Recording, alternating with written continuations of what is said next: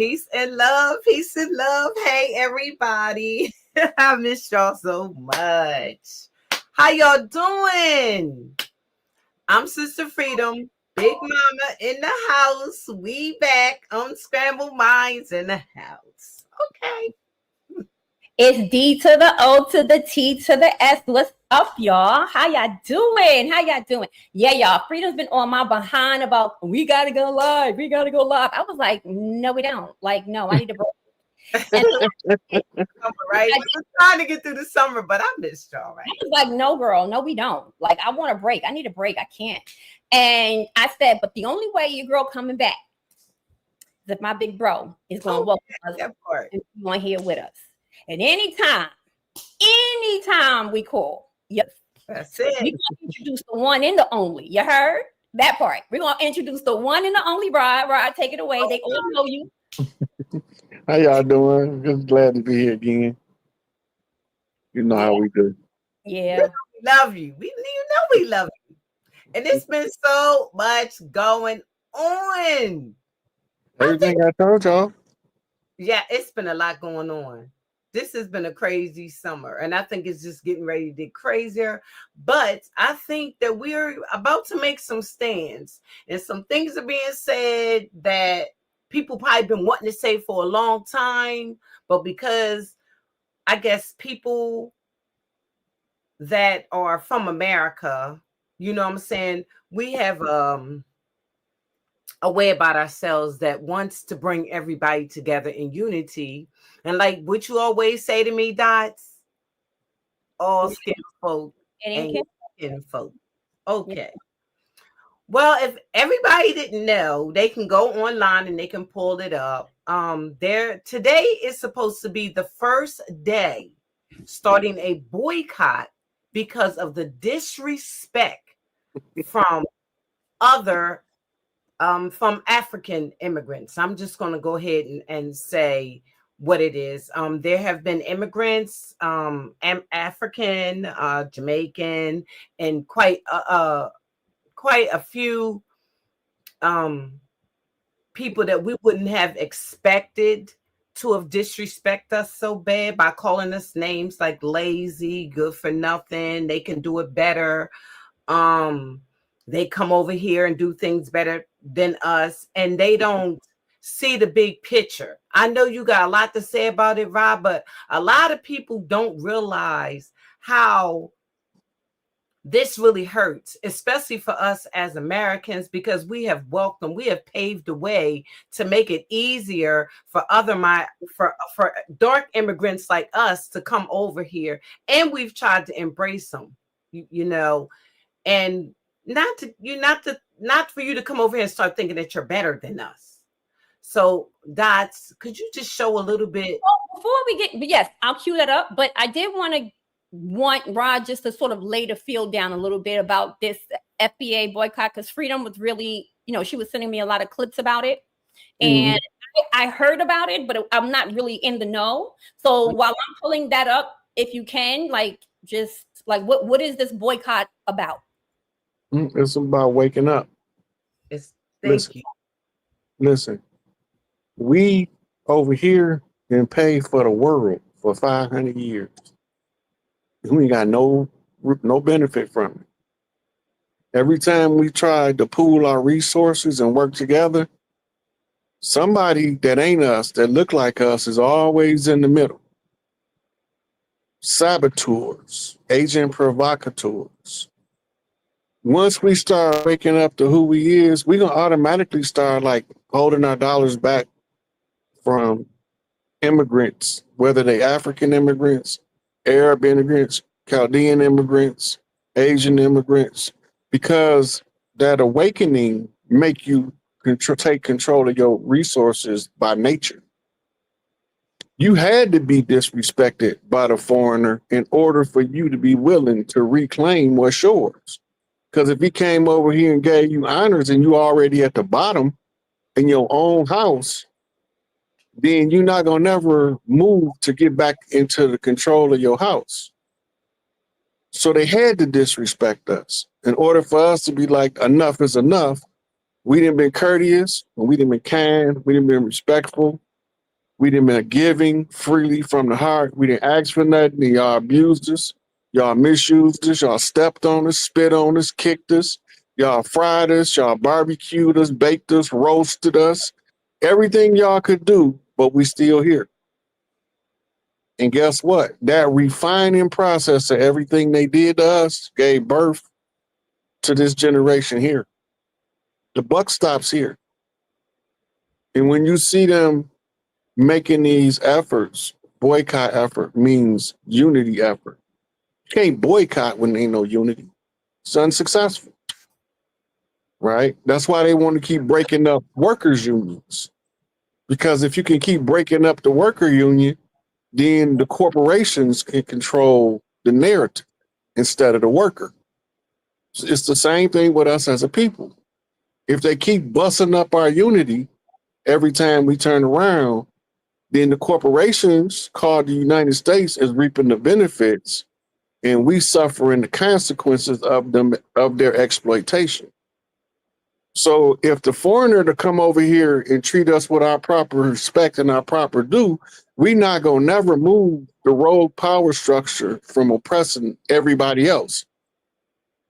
Because we the only ones can change the system by self-awareness, self-knowledge, and the verbal articulation of our tribal right to assert our land jurisdiction. If we don't start speaking up for ourselves, they're just gonna keep taking advantage of us. So when you hear them talk about boycott, it ain't got nothing to do with Africans. It ain't got nothing to do with no foreigners. It got everything to do with us deciding to stick together on something and look out for them ones that been deceiving us the whole time, that look like us but ain't us, hiding behind pale faces so we can't see their dirty hands throwing the rocks. Well, You I want muted. to say this. I want to That's say it. thing. I think that the boycott is right. I think that if you want to say this, that, and another that's negative about us who paved the way for them to come over here and to easily come over here and live after how they live, where they live at. How do you think if we don't go in their shops, because we're the ones who patronize them, we're the ones that go in. I ain't never seen a Chinese person in a Chinese store buying no daggone chicken wings. Okay. When I go to the braiding shops, all I see is our people in there. I see them braiding our hair, but I don't see their people sitting between and well, however. Musty goats. Right. Okay.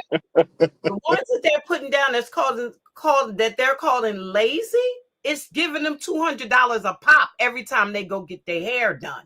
Okay. So the ghetto ones that they're talking about is the ones that's going in their shops that is paying them the money. It's us that's going in these shops that's patronizing them and trying to welcome and be in unity with them, and they could downgrading us. And it's wrong. But that go back to self-awareness again, though, Sister Freedom. Because I know sisters from the projects in Chicago that can braid better than all of them put together. But we don't patronize her because she's braiding in her living room. Oh, no, we do here in Wilmington, but I'm just saying. Yeah, but see what I'm talking about is the self-awareness enough to know we don't need nobody to do nothing for us. Everything that we need to do for us, we are capable and willing to do it for ourselves. The problem is we always outsourcing right for other people to do what we better at than them. Mm-hmm. Right? We better at it than them. We've been braiding hair and weaving blankets longer than anybody else on the planet. Cornrows is an American phenomenon that was transported to the world.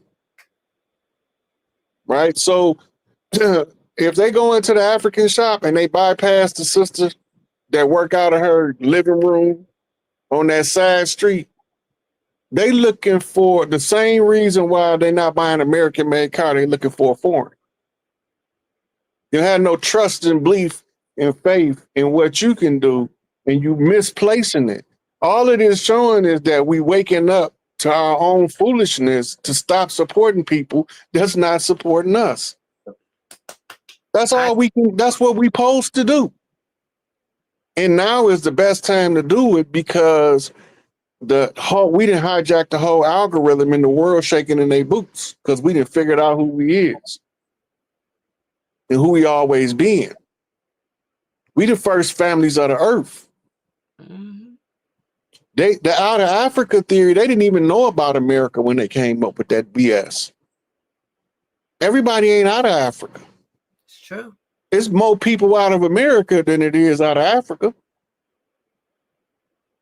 We the ones populated the world as the Atlanteans.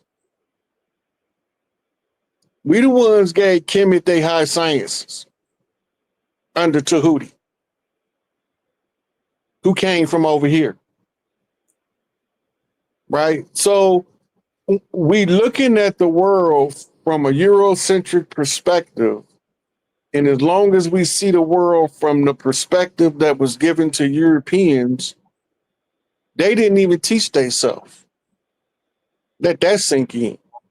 The European perspective is not even an original perspective from Europe. The Greek priest was taught by um, um, pharaohs out of Egypt. The daughters of the pharaoh settled Greece, right? Then Rome was settled by Akkadians and Assyrians out of the Middle East, what they call it today, right? So they gave them Latin, and the Egyptians gave them Greek, Mm-hmm. right? And that became the scholarly languages of Europe. Russian is a spinoff of Greek, and Spanish, French, Portuguese are spinoffs of Latin, right? So when we get back to the origin of everything, America wasn't considered when they was coming up with the doctrine.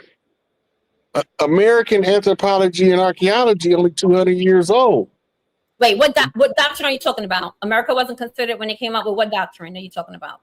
Archaeology and anthropology. Oh, okay. The science, right. like the sciences. Okay. Yeah. Okay. Right. So they didn't even start, they haven't even been studying us longer than 200 years.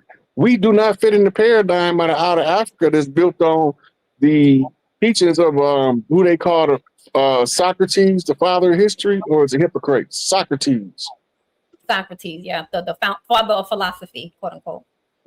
Father of history. I don't know why everything.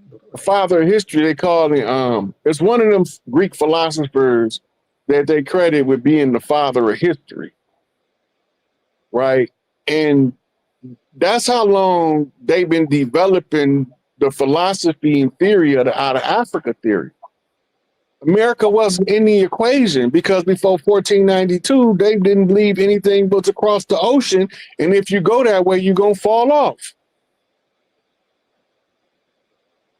Right? So when we looking at the out of Africa theory, that don't account for all of them Egyptian style pyramids and temples in the Grand Canyon that's thousands of years older than Egypt. They're the ones in Peru, right? The Nazca lines. All that stuff older than almost all of the ancient artifacts everywhere else on the planet, right? We got the in Teotihuacan, we got the damn breeding laboratory where the genetic engineering was taking place to develop the avatar to be self-replicating. Right? So you don't have to keep jumping avatars every time one break down. You could just go out of that one and birth into another one as long as you keep a continuous line of descent. Right? The 7 faces. That's the 7 archetype or the facial structure of all of the species of humans on the planet. Mm-hmm. They all in there, from the Australian Aboriginal to the Africans to the Hindus to the Chinese to the Americans, all 7 faces, and they in stone, and it's older than your Egyptian pyramid complex. Right? We talking Mount Titicaca, ancient developments of agriculture that's older than your Sumerian agriculture in the Middle East. We don't want to talk about that because now it spoils the out of Africa theory. So they started trying to scramble dates and everything, but we have calendars that they can't dispute, like the Aztec calendar, right? But they don't know that that one wheel is not just that one place. They got a Mayan wheel that's in a different place, right? They got a Tunica wheel in a different place. They got all these mounds are time machines. They telling you time like a clock. Mm-hmm. Right, and they telling you where we was at what time frame, and how long we stayed there. They are all this stuff is recorded in the modern archaeological record, but they don't want to accept the dating that they coming up with. Whether it's their uranium dating, their carbon-14 dating, they plutonium 220, what is it, 221 dating, whatever they use, they keep getting frustrated because they're trying to hold on to the out of Africa narrative. And that everyone comes from the Lucy, right? Who looks like a freaking hybrid monkey or gorilla. No, Lucy wasn't even a human. But Lucy was a prehistoric hominid. A prehistoric bipedal hominid that date back 3.5 years ago, found in the Old Devoir Guard. Her species is called proconsul. She before Neanderthals. The only thing Lucy had related to anything in modern times is the DNA matrix called mitochondria. That's it. Every functional DNA helix on the planet got mitochondria. Lucy was the original Frankenstein. They actually put parts together all over the place and then called her Lucy. They have that recorded how they was mixing bones, giving false archaeological background to bones, or half baboon, half human bone glued together. All of that stuff has been proven. A lot of those artifacts proven to be fake. Okay. Created, manufactured. That's what I'm saying. The story, though, listen, I'll tell you, the story didn't change. When they discovered the artifact was fake, they said the artifact is fake, but our story of evolution is still the same. See, the problem is with us is we fall for anything. And the main reason why I believe that we patronize so many different other people than us is because we done hyped it up so much that we're so-called African that we was actually trying to become it, hyping ourselves up by going in these shops and eating, trying to eat the food. Woo, I can't do it. I cannot eat their food. But even with that Lucy thing, right? Because I remember when I first learned about that, because if it's written in a book, y'all, if it's written in a book, then it must be true. You know what I mean? So I remember learning about Lucy, and I was I'm sitting in my college classroom, right? Like literally, maybe it's me and somebody else that of the only melanated hue, but I'm sitting in this classroom, and they're talking about Lucy and the origins of humanity and da da da. I'm looking, I'm saying to myself, like, like Harlem comes on real tough. I'm like, hey, son, you can tell me that it took British anthropologists to come into Africa. Like peep game, y'all. It took a European to come into Africa to discover, right? This what did you call her? Frankenstein of a woman named Lucy. Absolutely. Myself, you mean to tell me that these Okay, let's go back over the story of how they discovered the bones. First of all, the Leakeys didn't discover it. I'm sorry, y'all. It was the Kenyan. It was the Kenyan helpers that was with them that they told what they was looking for, and they went back and brought the bones to Lucy to them. So I was saying to myself, one thing that came to my mind, Rod, I'll never forget this. Freedom, 1 second. One thing that came to my mind, Rod, was I was saying to myself, wait a minute, wouldn't an African, somebody who's native, somebody who has lived there, wouldn't they have discovered these fossils or this human being if there was one? How does it take an outsider, a quote unquote colonizer, right? Someone who doesn't know the landscape, someone who doesn't know the land whatsoever, to discover the mother of humanity, allegedly. And this is the stuff that's repetitive and that goes on and on and on. And I remember sitting in my college class like, yo, they really playing with us right now. And I'm looking and people just are writing. But you know that when you're in college, the bottom line is you're there for a reason, right? And so I always say that, like, you start to parrot what you are expected to say. That's it, that's all. But that's not wisdom. And that doesn't make it true. It's just that it was in a book that's been reprinted. You know what I'm saying? That doesn't make it true. Doesn't make it true at all. It's just wild to me. All right, but with the FB, you guys are in the chat. I see it's 164 people that's in the building. Make sure y'all hit that like button. We see y'all. Sharice, what's up? All our mods, we love y'all. Family, cousins in the chat, we love y'all. We appreciate y'all. When we I'm gonna pull up the video. Y'all can keep on talking. I'm gonna just cue up the video, and then we'll play a bit of it. Guys, I'm about to send you one related to what you was just talking about, and I want you to pull it up and play it. Well, Rob, listen. Here's the thing. I think that the threat of the boycott has the Africans on the run, meaning now they're admitting that they're disrespectful. That's why I want you to play it. Play this. Okay, wait, hold on. I'm gonna play it, but he wants me to play this first. What we were just talking about with Lucy, and then we're gonna play that. Hold on one second. That's no problem. He's sending it, yeah. And then that way we'll jump right into what we were talking about with the boycott, because that's a good topic, Freedom. Yeah, it is. Are y'all enjoying yourself so far? By the way, if you guys agree with the boycott, y'all can put a 1 in the chat. Let us know what you're doing. Okay, I see it.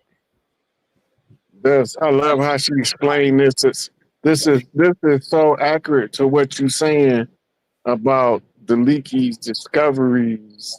Some European came in, and now all of a sudden we exist now. Like, we wasn't here before they got here, but since they came, now we here. Like, what the hell is that? Okay, Rod, this is on TikTok. Mm-hmm. I don't do TikTok. Yeah, it may not play. I don't do TikTok. Like, I don't have a TikTok account. Hold on, I'm gonna download it and send you the download. Okay. Look, I'm like, I don't do TikTok. My sons be on TikTok. They not. I ain't getting caught up with that. I'm good.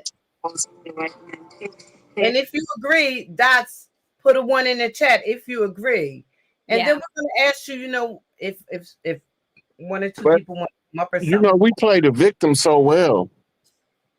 Okay. We play the victim so well. We've been freely giving them people our money when we should have been supporting our own people. Right. And they've been disrespecting us the whole time. It ain't like they started doing this shit 2 years ago. It was the whole time. The whole time. So now we just getting to the point where we fed up enough to do something about it. That goes to our lack of self-care. And that's why I say the boycott is synonymous with the wake up, because it's telling us that if we don't start supporting our own before we support outsiders, our outsiders are going to come in and leave with all our money. Yep. Thank you, Jaleel. Welcome as a member. We appreciate you. Okay, so did you send it to my email? You send it to my text message or to my email, Rod? I'm gonna send it to your text message. I had to let it download first. Okay, so I'm gonna play what Freedom wants me to play while we're waiting. Is that okay? Yeah. Okay, let's do that, and then we'll switch gears back to the Lucy thing. I sent it to you. Okay. Wait, hold on.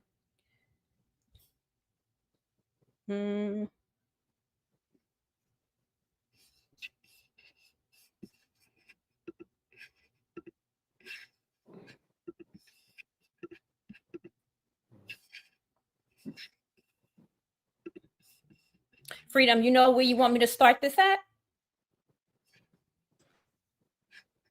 Huh? You can start it from the beginning. I think he starts off. Okay. Just asking. 1 second. I don't think he would have admitted this until the boycott. Okay, here we go. You hear it? No, I don't hear it. That the island people, the Africans, the Spanish people, all of us that are in America, all the people that know we're not white. Some of you still think you're white. But I have apologized to Black Americans because we have disrespected them. We have disrespected them. All our immigrants, we have disrespected them. They are right. They have been fighting and fighting and fighting. That is why we were even allowed to come to America. And yet still we disrespect them continuously. West Indian people, island people, Africans, Spanish people, wherever you are, from South America, from DR, from Puerto Rico, wherever you are, we have disrespected Black Americans. And we don't understand that they are right. They have been fighting. And it's because of them why we were even allowed to come to America. We have to cut out this shit. I don't want to see none of this shit anymore on social media. We are fucking one. We are all fighting for the same cause. We are all fighting for the same cause. We are all Black. Do you think that the system sees us as any different?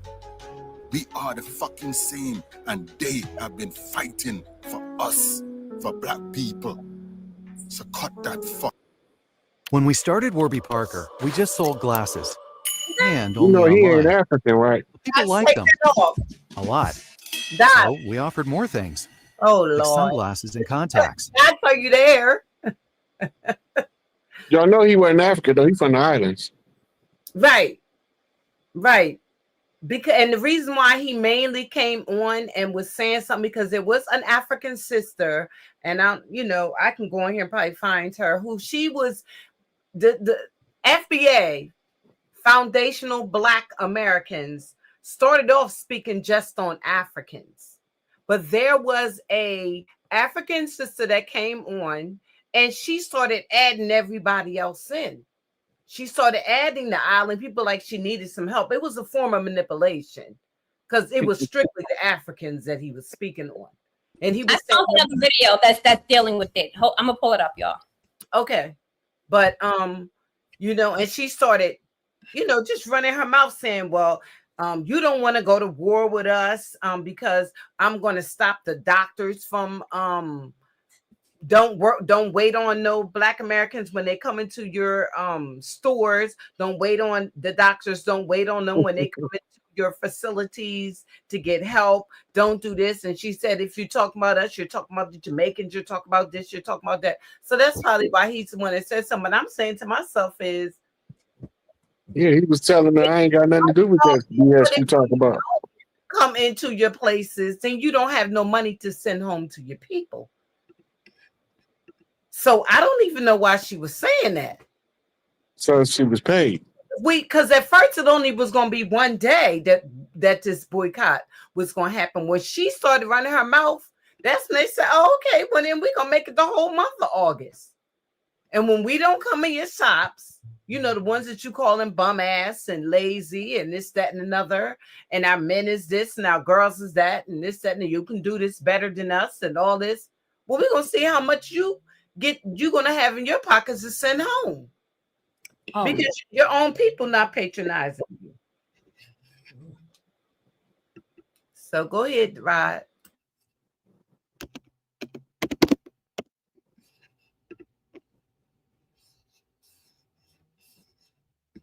So there's one lady right here. Okay, so y'all want me to play it? Should I play it? Yes, we do. Okay, hold on, y'all. Support Shaya's Shelf, who is promoting a protest for August 1st. Complete blackout on African braiding shops, restaurants, and stores, right? I'm absolutely here for this. I'm showing my support because I do this in my everyday life. I do not shop with the Africans. Last week, a Nigerian by the name of Prince_Soki on TikTok went viral for saying something really interesting. If we didn't come here, some of you wouldn't even have that mindset to be trying to endeavor in different type of businesses. In this case, he's saying if it wasn't for Africans coming to America, Black Americans wouldn't even understand, certain kind of businesses. Now, there is a different kind of business that exists, especially amongst women, which are braiding shops. Now, don't get me wrong. Women have always had braiding shops in the Black community. But for whatever reason, it seems to be a subgenre of braiding called African braiding shops. Huh? And I wouldn't know. Or Shea Shelf, who is promoting a protest for August 1st. Complete blackout on African braiding shops, restaurants, and stores, right? I'm absolutely here for this. I'm showing my support because I do this in my everyday life. I do not shop. Sorry, y'all. With the Africans. Ain't no African ever braided my hair, put their hands in my head, or none of that, right? I don't do the restaurants. I stopped like years ago. I do not shop with their stores. If I walk into a store and I accidentally realize, oh, not for me, right? So she's encouraging that we do an August 1st protest all through the month of August. I think it should continue throughout for the rest of the year, right? Let them really feel the heat, okay? Because they are confused about who they are, who we are, and what this is all about, right? They're so busy licking boots. They don't seem to want to give us our respect. They need a wake-up call, right? Because clearly they don't understand that the large majority of why you are even in the space that you're in is because of us, and that our dollars are the ones that pay your bills. Because we black them out. I want to see how many white people finna support y'all, right? I want to see how many of y'all businesses is really going to be able to stay afloat month after month of black people not supporting you. Now, this creator is raised. I'm gonna pause it there. Just for the conversation. I don't think we need to hear anymore. What do y'all think? And I'm going to get ready to drop the link because, of course, we want to hear you guys join us in the conversation. Rod, so what you think? Do you agree, Rod? I want to know. Listen, I already told y'all the boycott is a sign of the awakening of the self. We look before we start going to African braiding shops, we was having our sisters braid our hair. We ain't need them. Okay, wait. Can we just be honest though? Look, all right, look. Hands to God, because you know your girl don't follow no crowd anyway, right? Like I'm gonna keep it all the way real. Your girl goes to a Senegalese hair braider to get my hair braided. If I'm going to, no, I want to be honest. Am I really like okay? I'm gonna be honest. I'm gonna be honest, y'all. How they treat you when you go? Huh? How does she treat you when you go? I've had her for about 10 years now. She's from Senegal. Okay, so that obviously she have enough respect for you. Listen, obviously she got enough respect for you not to be disrespectful for you, at least in your presence. Your presence, yeah. Yeah. Right now.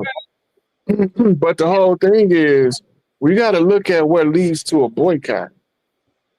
A boycott is patching the leak in the tire. It's our economic wheel. Everywhere we got a leak in the tire, somebody else need to be boycotted. Half these Arab stores treat our people like dog shit going in there. And we still go. Oh yeah. Oh yeah. Oh yeah. Right?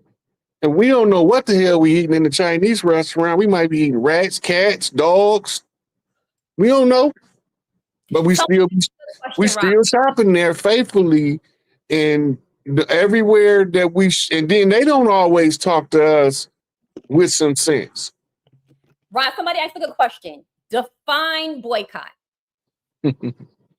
A boycott is a term that means to hold back economic support of a business for an underlying cause. So you're trying to do something using your money as the leverage tool. Right? So the money, they want your money, and you don't have to give it to them. So when you realize that they don't have respect for you and you hold back your money, you boycott them. Or you're not giving them your business, and you are actively encouraging other people to avoid contributing to their businesses. That's boycott. Yeah. Now okay, so just for sake of conversation, right? Just to have what do you say to somebody who says, because I have heard this in terms of Black Americans saying boycott Africans, like that's what we're doing now? Why are we boycotting Africans? They're marginalized too, right? They're not the quote unquote oppressor. They're not the ones that have the power. I'm just giving feedback, y'all, okay? I'm playing devil's advocate. But yeah, what do you say to that? Freedom or Rob? What do you say to that? Like, why would you? My natural response is my natural response is if they say fuck me, fuck them harder. That's what I'm saying. I don't care where they from. Mm-hmm. They can be from down the street or they can be from Japan, Africa, Australia, don't matter. I got the same amount of regard for you that you have for me with equal vigor and force. And if it's negative, multiplied by 10, and then you just getting warmed up to my sentiment. I don't have no sympathy for nobody that don't have no respect for me. None. I don't care what happened to them. Let them get hit by a train. Hey. Hey. But with that said, we only doing the one or two right now. Is that my baby girl? Stand up! Don't start screaming. Stand up! Hey, look, these glasses ain't working worth for nothing right now. Oh, yeah. But you know what, though, Rod? This is another thing that they say that bothers me the most when they say we don't have no culture. Everybody culture around the world came from here. What they talking about? We don't got no culture, and they all using our culture. I just sent Dots a video on an African putting us down, saying we don't have no culture. What makes you think we don't have no culture? Well, depending on what they mean by culture. They say that we don't have our own language. What's Ebonics? That's not enough to define culture. Language in and of itself does not define the totality of a culture. Culture is tied to a social and spiritual connection of a people to source that allow them to express themselves in a way that influences others. We've been the prevailing culture at bare minimum since ragtime. What is when Scott Joplin came? Listen, the music is part of the culture of the people. It's the language of the souls of the people that's speaking it. Right? When they came with their orchestra, then Scott Joplin heard that and he was like, "Nah, I understand y'all music, but it don't feel right for my soul. So here, let me show you how I feel it." And he gave us ragtime, the first beginning of the entire music industry in the world, coming from one black man piano sheet music, one organic original American sheet music. And then they tried to demonize it and villainize it and tell people don't be listening to that ragtime because it was demon possessed. We forget about that. But still, in every speakeasy across the land, they was playing the sheet music of Scott Joplin, buying it for a penny a page. That was the birth of the record industry. Along that same time, you had us that was building moving motion pictures based off the concept of the camera that was created over here. This is culture. That's scientific culture, right? They talk about Henry Ford and the Model T as the revolutionizer of the auto industry, but he stole it from a brother who was doing the manufacturing first, right? So we talking about every genre of music. We talking about all fields of science. We don't got no culture. The world can't move if we don't got no culture, because our culture feeds the world its spiritual development and its scientific elevation. That's what I say if they say we don't got no culture. Y'all culture came from over here. I don't care where you at.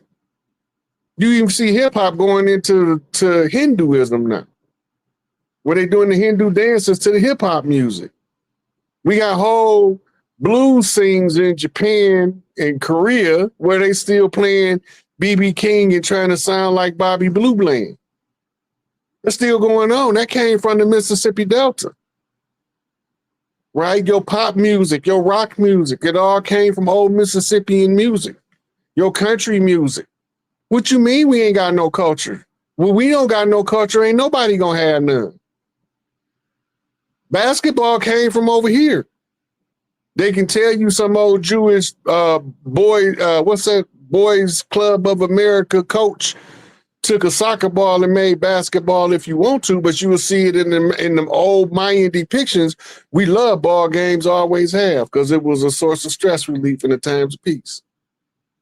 I don't care if it's baseball, we invented that. Baseball gave birth to cricket. Most people don't know what that is. This is a game similar to baseball, right? Football gave birth to something called rugby, which gave birth to something else called soccer. So they all come from over here.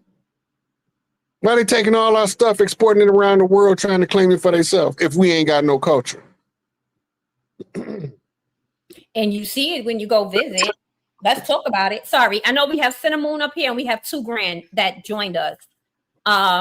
Welcome, you guys. 2 Grand, I know you came up first. Would you like to jump in and, you know? Absolutely. Can y'all hear me? We can. Welcome to the show.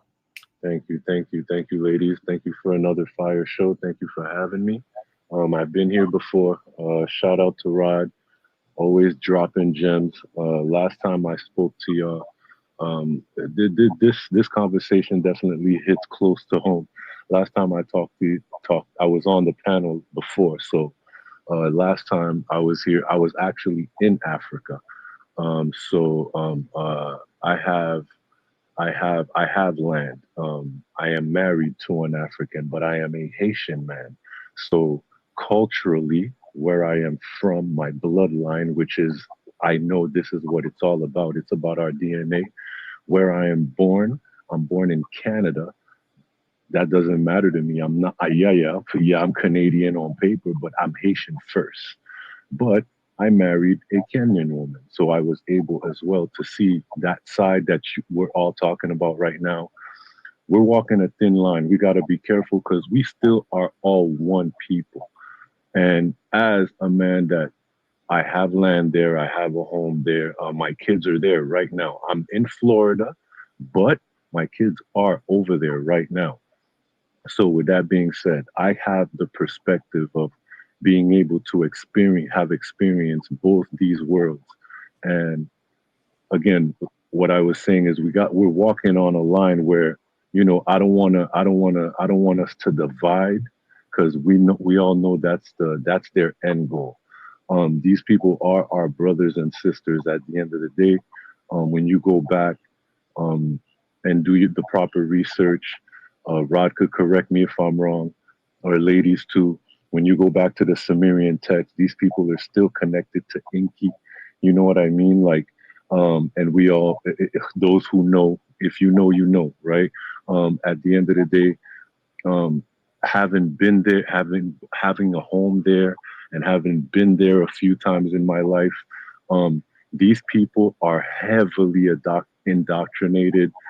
Way. The cognitive dissonance over there is way deeper than us. And they actually know. Somebody said it earlier on. I forgot who it was. One of the young ladies. They follow what we do. They know, but they also see that we are asleep. Because I was there, I was able to see certain platforms. There's people talking, but nobody's listening. There's a church everywhere. They're heavily indoctrinated in religion, into Christianity. That's the answer for them. But at the end of the day, if you know, you know. I go back and say it again. If you know, you know, and you don't. When you do the research, it's as clear as day. You see where certain things come from, but they really don't have the ability to do the research. But now, because of the time that we're in, which is the age of information, we have information in the palm of our hands, but it's not all of them that actually have smartphones. Some people are still walking around with analog phones. So at the end of the day, we have to kind of be careful. I really don't want this. It's a great conversation, but I don't want it to cause division, because let's look at it like this. Right. Okay. The education part. Some of the greatest minds that gave us history. Do you know who Sheikh Anta Diop is? He's from Africa. He's from Senegal. Do you know who Dr. Bean is? Yes, I know Dr. Ben. Yeah. Right. He's from Africa. Right. Do you know who Walter Right. Rodney is? Yes. He's from Africa. Africa. Right. Right. Frantz Fanon Right. Right. from Africa. Right. Right now. Do you know who caused Hannibal to finally lose in conflict against Rome? Do you know? Now, we in Africa now. We talking African history. It's the reason why I'm going through this, because I'm going to point something out to you in a minute. Let's go. Hannibal was betrayed by a Carthaginian senator Okay. who gave his position to the Romans. Mm. Okay. And he looked like us, but he Right. wasn't one of us. And they all knew before he sold Hannibal out, they had already knew he looked like us, but he not one of us. Right. Did you know who Muhammad Ahmed of the Sudan is? The great Yes. Mahdi. Yes, I've heard. Did you know who betrayed him? No. Some people that look like us in Africa betrayed the Mahdi. Right. Right? In order to be able to control the Islamic world by controlling the family that was the heritable heirs to the Islamic estate of the Mahdi. Do you know who turned on Haile Selassie and murdered him? Somebody that looked like us that wanted the throne. Right. Okay, now the reason I'm bringing this up Okay. is because over here, it's the same MO. We're not talking about division among the common African people that ain't gonna never come to America because they feel like we feel. Because the ones of us that feel like them, we ain't got no intention of going to Africa. Facts. Right? So the ones that's coming over here, they might look like Africans that betray Africans in the presence of non-Africans. They all look the same. Right? When you get over here, every one of our great organizations that rose up for our liberation, we was infiltrated by somebody that looked like us. Garvey was took down by a so-called Negro. Noble Drew Ali was betrayed by muftis. Elijah Muhammad, the assassination attempt that made him move to Arizona, was inside, in-house infiltrators that Malcolm had to run the red herring in order to draw their ass out. Because he couldn't make sure who they all was.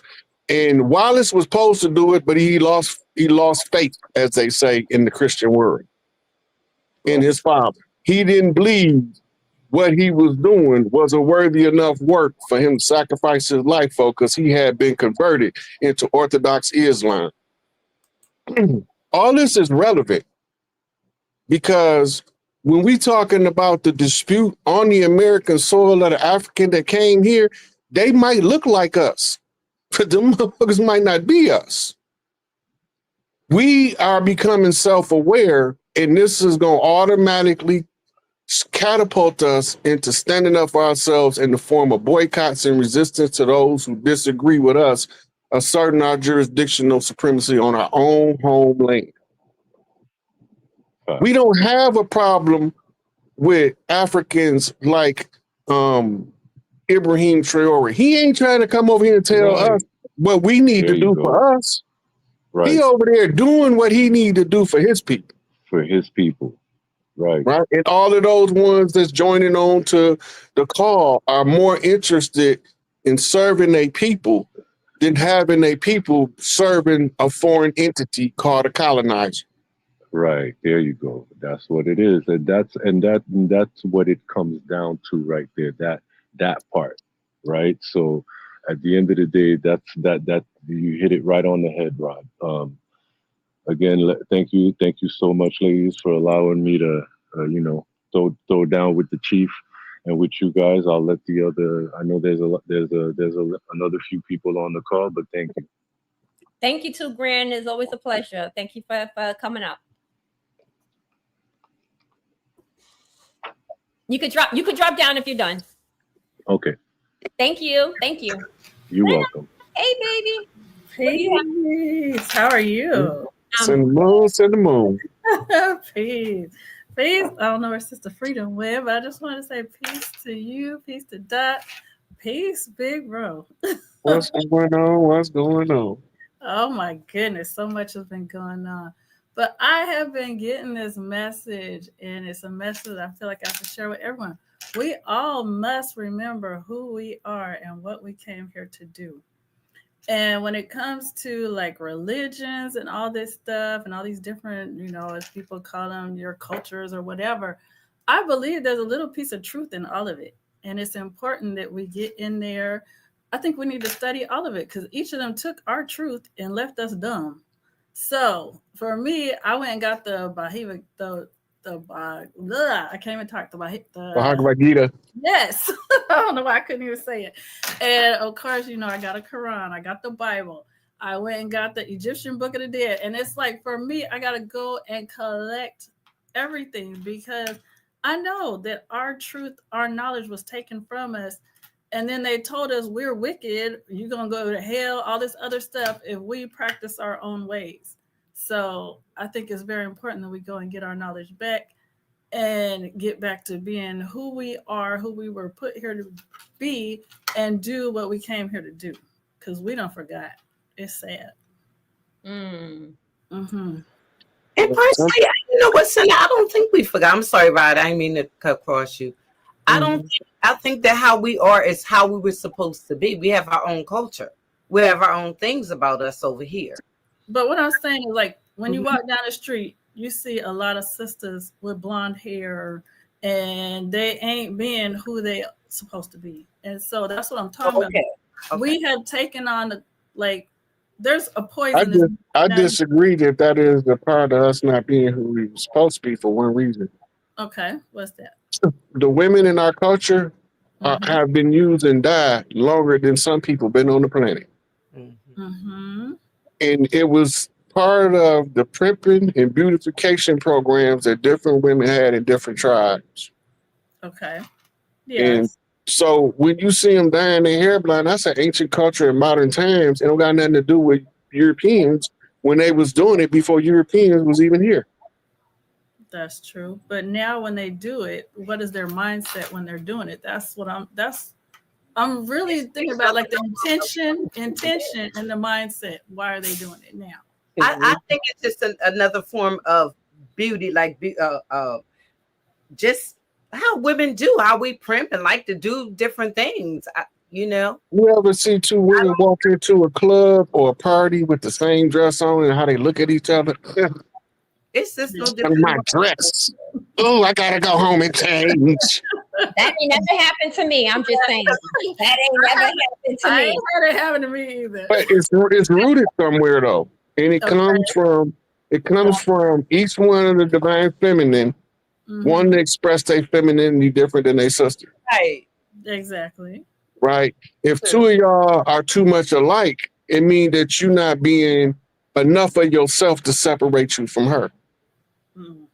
Yeah. Right. So you try to do all of these beautification techniques, right? And then you have the other women that's the ones that follow these women. Which women? So they look at the woman and say, oh, her hair is so pretty and blonde. I wonder how mine would look in blonde.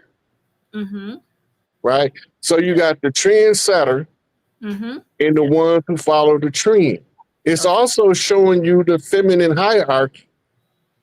The woman that can influence the most women is the highest ranked woman. Exactly. And her influence can come in different forms.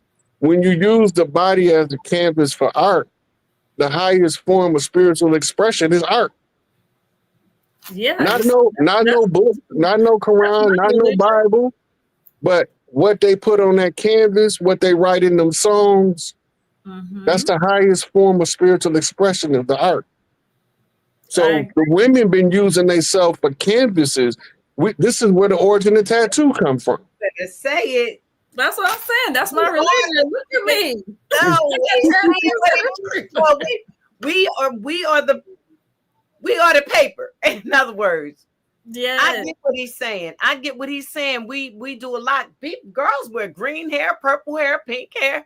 I'm just saying we beautify ourselves, and it's just something that we do. I don't think that we're trying to copy or be like anybody else. I just think that we're naturally artistic, and we make ourselves the pattern of whatever it is that we're trying to show.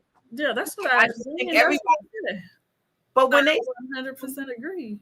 Yeah, but when it gets down to culture, we have so many different cultures, and you can go into when I hear Dots talk, right? Yeah, that is a New York culture. Words that she say, how she say it. When I go to the South, when I'm listening to OTK and everybody has listening to Rod, listening to different people talk, I might have a Jersey accent because I'm from Jersey. You know what I mean? Yeah, definitely. I'm just saying there is a culture in everything that we do, and the way we cook, the way we walk, the way we talk to our men, the way we discipline our children, the way we there's so much in us in different ways. But but it strictly belongs to us. Macaroni and cheese, the way we cook greens, the way we cook string beans, the way we fry chicken, the way we bake our chicken, the way we in so many different things, that how we fry our fish. They don't fry their fish the same way we fry our fish. I know that. They don't. It's a complete difference in how they cook and what they do and what we do. And for them to say culture and you try to copy off of everything that we do. Yeah, everybody's trying to copy us. Everybody. If you go to LA and you ask for a bodega, they don't know you're not from there. Right. The bodega, what is he talking about? Right. But if you out east, right down the street, make a left at the corner and be right there. Can't miss it. Exactly. I comprehend. I do. I ain't never heard of you cooking no rice pudding. You know what I'm saying? How dare you say we don't have no culture? But that's just not. That's called lack of education for real. When people be saying stuff like that, they be wearing something that's a design from America, talking about we ain't got no culture. Yes, we do. We do have a culture. Now, when you trace back all of the cultures that spread out across the land, they gonna all trace back to Mississippi Delta going into the New Orleans area, because that's how we grew across the land. Right? The Big Easy, where we used to all go get trained and temperament tested, so they'll know where to send us. Because you can't send a New Yorker to Cali without him being schooled to the Cali culture, or he gonna run into calamity. So everybody used to go to the Big Easy to get trained so they can go to other parts of the land without being disrespectful to the local tribes. But now it's all been swept under the rug, erased out of the history books, and act like we ain't still doing the same thing. Now you got multiple metropolises to get trained. You come from the smaller cities, you go to the big city to try your merit out with the tribes there to see if you can fit in. It's a cultural phenomenon that stretch across the land. Why you think when you be born in a certain place, you got to go try a new place? Is you got to go experience another part of the culture that might be calling you through your genetics. Exactly.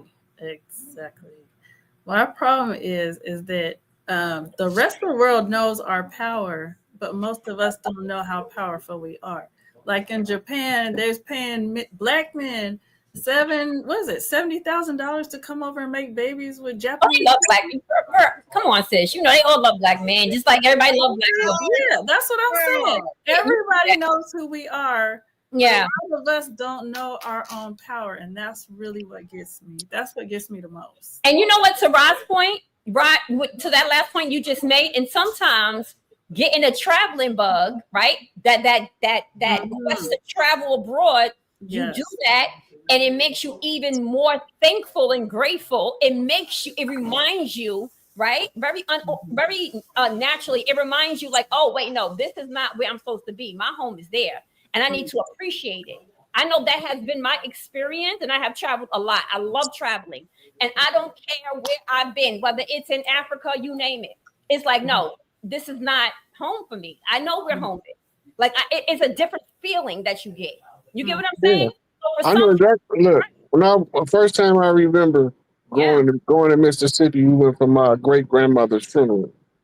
This was like 74. I had never been to Mississippi before. But when I got there, I fit in like I've been there the whole time, chasing chickens, playing with the cows, trying to ride the horses. I'm 5 years old. I shouldn't know nothing about no country living. Exactly. Yes. Right? And my father told me, look at that boy. He still think he a country boy. That's deep. Right? But when you get to the area, like we go back again like 10 years later, and when I go down there then, I'm a teenager. It's 103 degrees Mississippi heat. Yes. Ain't nobody outside but me playing basketball. I'm the only idiot out here in 103 degree heat playing basketball by myself. Oh my goodness. That's funny. Don't nobody else come out to dust dark. Wow. Yeah. I was just enjoying the Mississippi sun. I didn't know no better. Yeah. I didn't even realize how hot it really was until like a year later or so, because it had turned my hair copper. I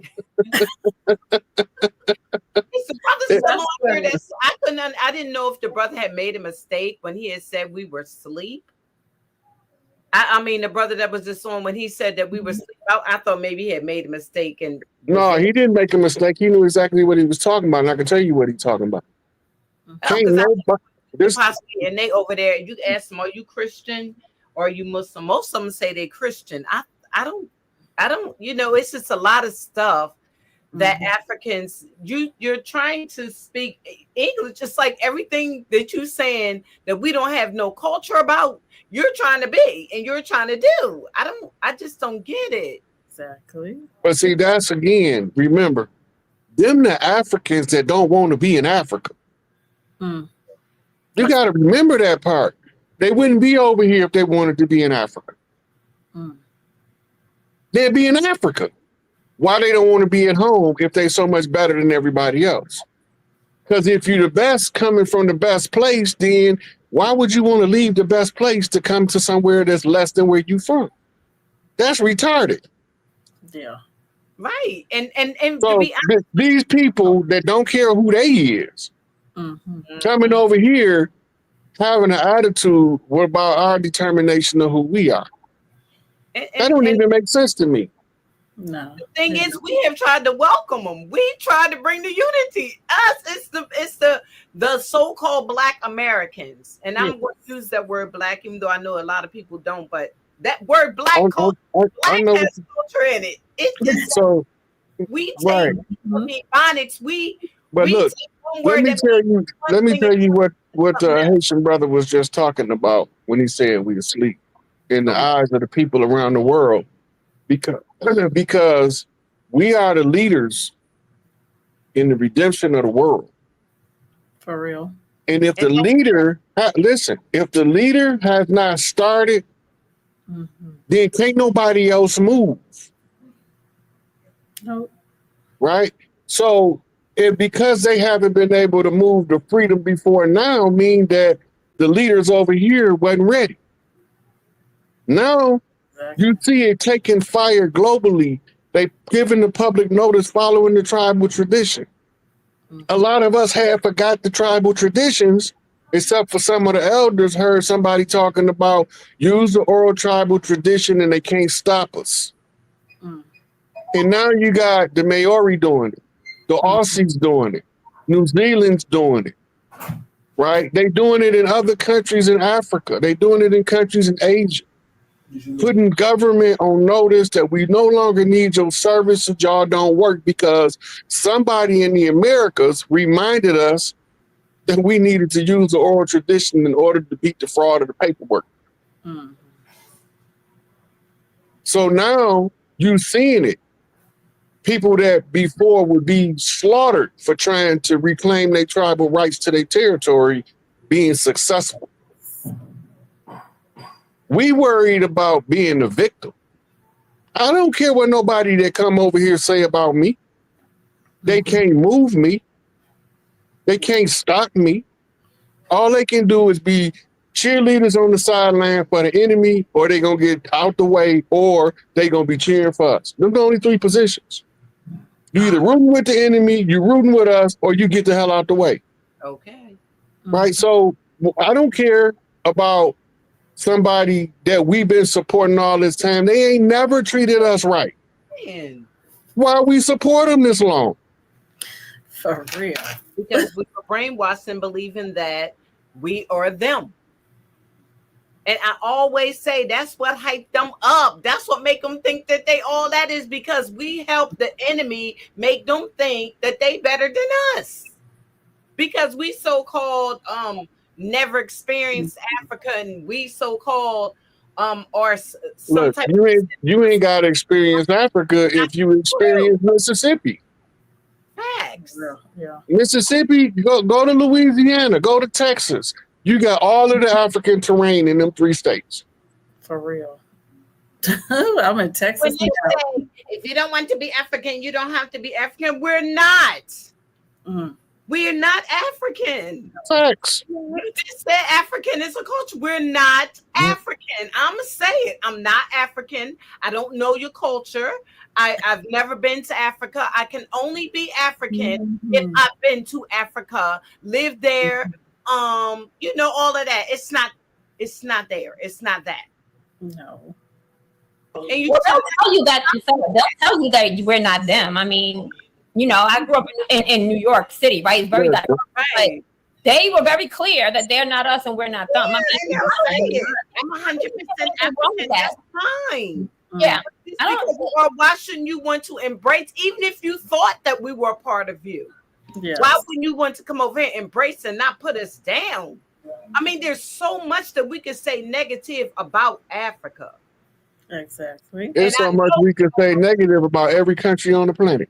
Thank you. For real. But if you want to be specific, I ain't trying to, you know, because we never wanted a division. And we actually, you know, us so-called Black Americans here, we felt sorry for them. I didn't. Straight up truth. I didn't. I did, because of the slave narrative. No, I'm gonna tell you why I didn't feel sorry for them. TV with the big bellies and the all that propaganda. And all that propaganda. Them come over here and ain't none of them. What's up with all of them got big neighbors?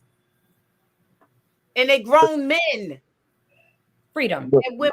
Okay. Thank you. Okay. I didn't never. I'm gonna tell you why I ain't never feel sorry for them.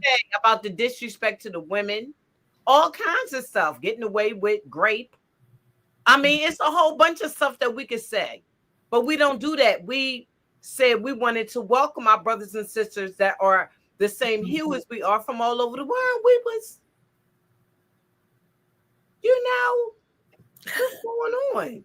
Oh, wait, we have HK Amswell up in here. Sorry, you've been waiting so patient. You got to jump in. Sorry, I thought it's all good. I'm sorry, I'm going to be quiet. Welcome to the show. And I see Dulcie in the chat. I hear y'all saying, what's up, Dulcie? What's up, mama? How you doing? Hey, girl. You got it, HK Amswell. Okay. Thanks for having me. Welcome. Peace to all the family. I'm just over here rolling up, preparing the chief with the chief. So I'm gonna sit in the back. I do want to jump in the convo, but I'm gonna hit y'all as soon as I get finished twisting up this thing. Oh, you know what? I'm gonna hurt him. I'm gonna hurt him. I can't help it. That's my fault. He got some of that wild Mississippian blood in there. He done tempted you, girl. I'm getting ready to take a break and go, nah. Wait. You know what, bad hombre? You just said, didn't you just say your wife was blonde?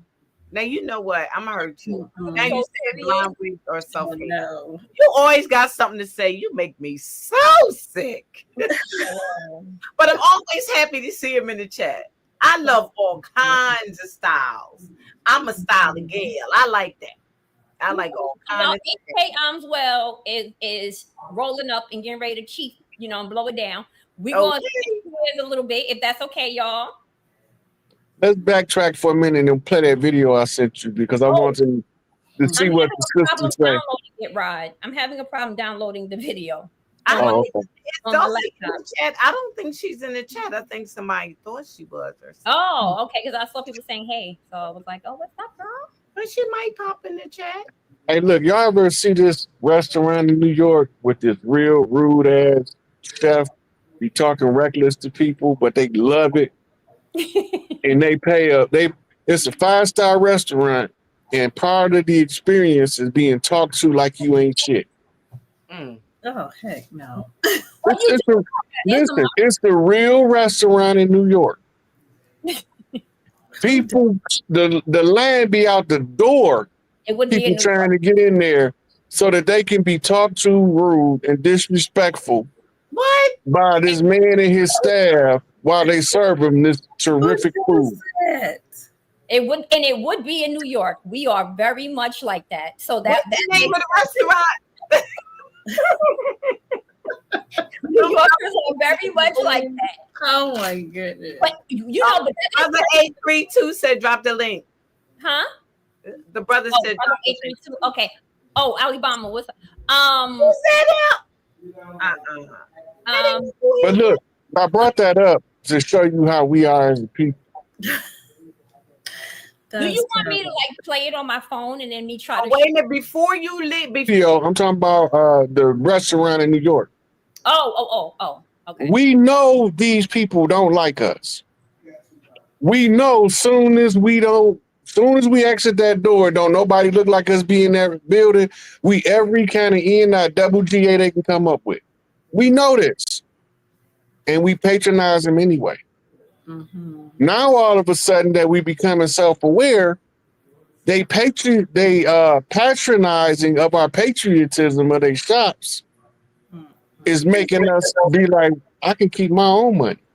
Right. I don't have to be talked to like that. But we don't wake up if they don't talk to us like that.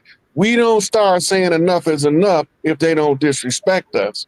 Because we can only be disrespected so long before we say enough is enough. They know this because it's the nature of who we is. We just got long-suffering patience that allow us to take it longer than anybody else. And that's why we've been at the bottom this long. Because can't nobody else take it like us because we the strongest. And that's how the last get to be made first at the end when the new beginning turn around. The last gonna be made first. We was last. Right. Haiti was last. Jamaica was last. Dominica was last. So now when we seeing all these people talking to us like we last, they saying the only way we gonna stop talking to y'all like y'all last is when y'all move into the first place. Talk about it. I'm not mad at none of them.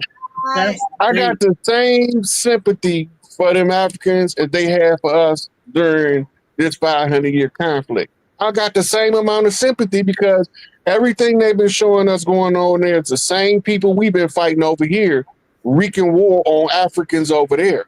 And then they sending their cronies over here to make us think Africans don't like us. Africans ain't thinking about us. Why would they not like us? We not even part of their day-to-day struggle or their mentality. They don't walk around talking about, I'm wondering what the Negroes in America doing. That's not even on their mind. They trying to figure out how I'm going to feed this baby. Who I'm going to help me cook this big-ass meal for this whole family. They got their own set of problems to worry about. The only ones worried about us is the ones that don't want to be over there with them. And how do they get the resource to get away from them if they're not helped by an outsider? Right. See, you got to pay attention to this stuff. It's war. Bang Dong Conference, 1954, Sukarno. All of the African and Asian nations, the 9 pale-faced nations of the world was called to assembly to come up with a viable strategy to fight against white supremacy. Okay, now y'all putting too many people up here at one I know time. I said that one. I was going to say you took the words out of my mouth. So then, We're gonna drop down. I'm about to drop down. Yep. Senna, you're gonna drop. Okay. Yes, I have to. Thank you. Oh, it was nice seeing you. Senna, don't forget what I just called you about. Just don't let me forget either, but I won't. Yes, ma'am. All right. Talk to you later. Okay. Peace. Okay, Alibama, what's up? But wait a minute, Dots. Before we go tonight, too, I wanted Rod to speak on the fact that the all-white community. Okay, but let's hear Alibama, and then we'll get to that after. Okay. Hey, Alibama. Good evening, ladies, and I won't be able to probably stay long either, but I just wanted, that was some of the questions I wanted to ask you, Brother Rod, if you don't mind, to walk with me for a little bit. You good. You can bounce back to that all-white community nonsense, because we've allowed them to think they can be all white. But here's the thing I wanted to ask you, Rod. Number one, El-Haj Malik El-Shabazz, he went to the United Nations, pushed human rights as an agenda. These countries, quote unquote nations, didn't even have a name. Why is it they have never respected that? Or let me say, this is my opinion. You can respond how you think. They don't even mention him to this very day. That's why they became free in the wake of the civil rights movement. What say you, brother? Who are you making reference to? You said Malcolm went to African nations. I said when he went before the UN, trying to bring the human rights issue and elevate the confusion that was being caused by the civil rights movement, the African nations became nation states. They didn't exist before then. You see what I'm saying, Rod? They don't pay homage to Malcolm or our movement to this very day. Look, a lot of the ones over there give Malcolm his credit, but we don't get the information. Right? The ones he mostly dealt with was in Ghana, where he spent the most of his time, and that's where he met Maya Angelou over there. And she was dating the African king at the time, and Malcolm came to see her while he was there. He only stopped in a couple of countries in Africa. In each country that he went to, I think Egypt refused him because they didn't want him to die in Egypt. And so he went to another country.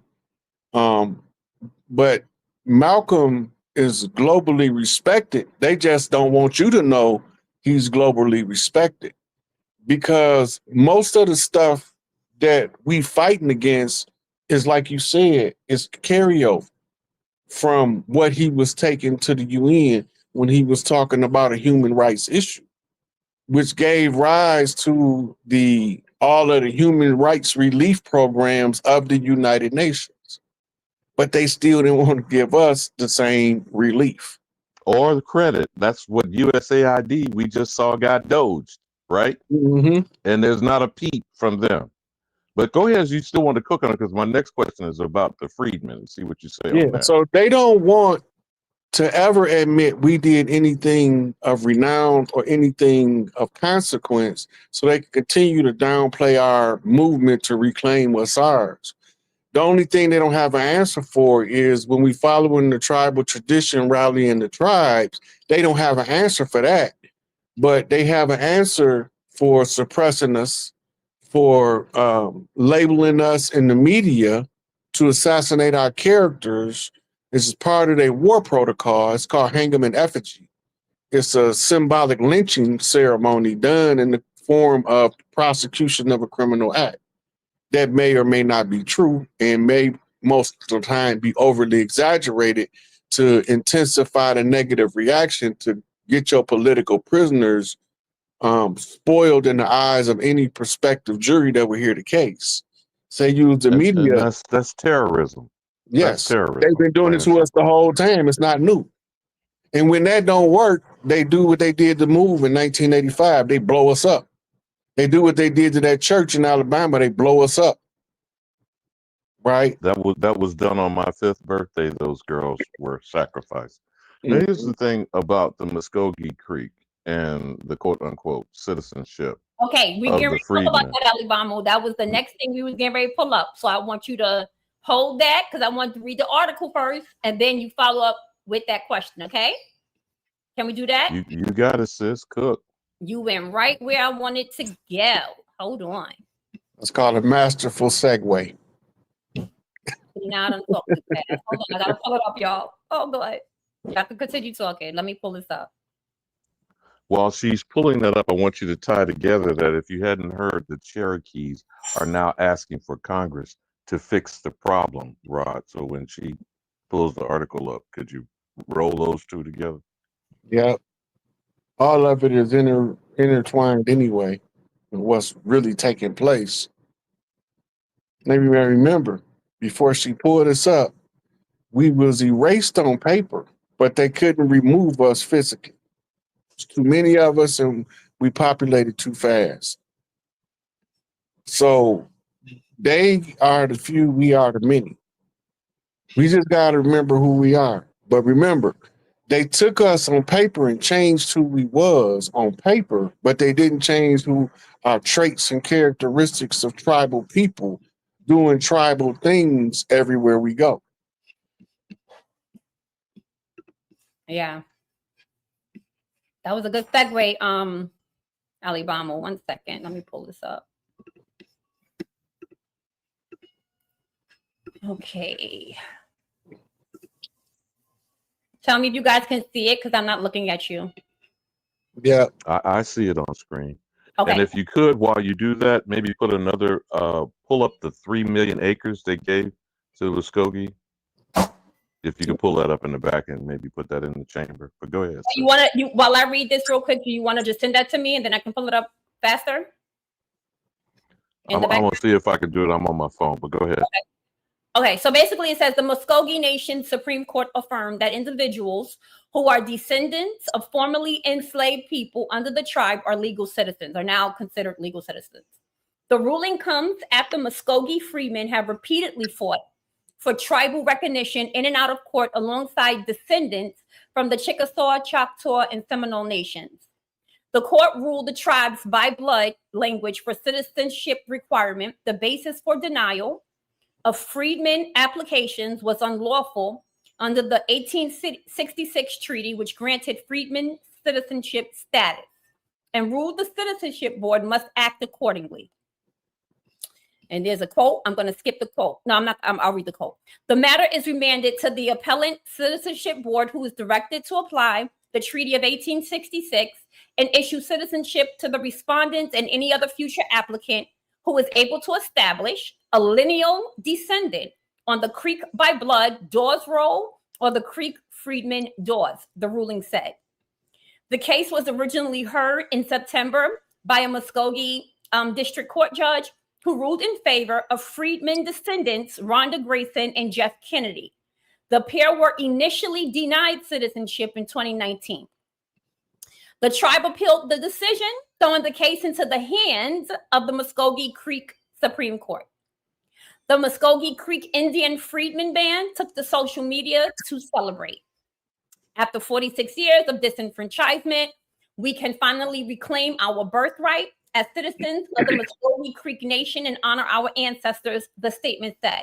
All descendants of the Creek freedmen can now claim their birthright. We pray that their ancestors are proud. A spokesperson for the tribe said the tribe may request to go back to court. Hold on, you guys.